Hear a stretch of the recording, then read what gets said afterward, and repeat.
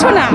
হাতির মতো করে আরো আমাদের ভাইদেরকে জীবন নেওয়ার জন্য তারা ওত পেতে আছে। একে পদত্যাগ করতে হবে, কারণ সে হাতির এখনো পর্যন্ত তার স্বামী কিভাবে পালিয়ে গেল, কেন হাতির স্বামী এদেশ থেকে পালানোর সুযোগ কারা করে দিল, সেইটাই আমরা তদন্ত চাই, ব্যাস আর কিচ্ছু না।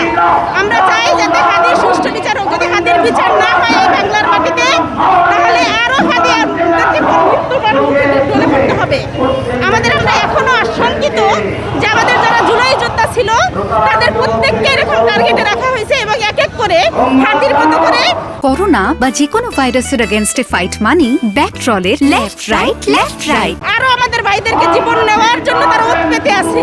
এখনো যদি এর সুষ্ঠু তদন্ত না হয়, এর বিচার না হয়, তাহলে আমরা এই বাংলার জমিনে আমাদের এই ভাইদের নিরাপত্তা কি কে দিবে? আমাদের এই ভাইদের নিরাপত্তা প্রশাসন কি করলো? কিভাবে এই দেশ ছেড়ে এই অপরাধী পালিয়ে গেল?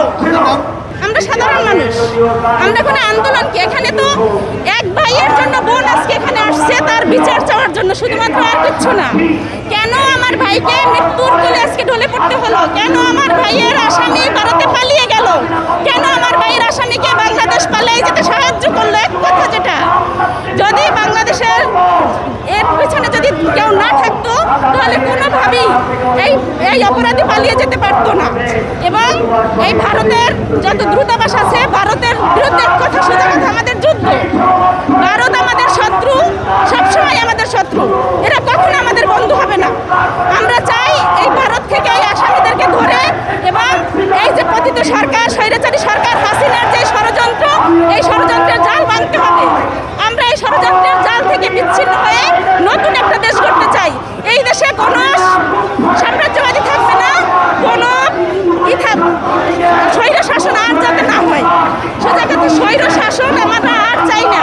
স্বৈরচারী দেশে যাতে মাথাচাড়া দিয়ে আর না উঠতে পারে, সেই জন্য আমাদের এই হাতির মতো করে আমরা আজকে হাতির বোন হিসেবে আসছি।